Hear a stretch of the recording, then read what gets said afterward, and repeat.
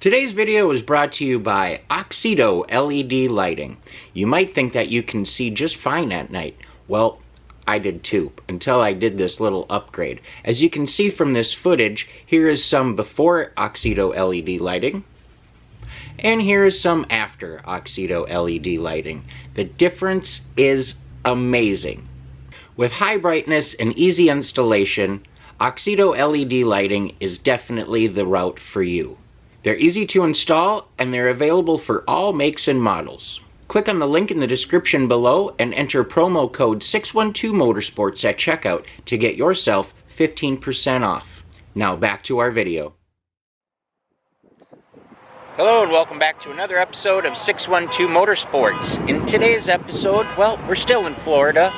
We're here at a little cruise night at the Target, so let's take a walk around. But before we do, you guys know the routine.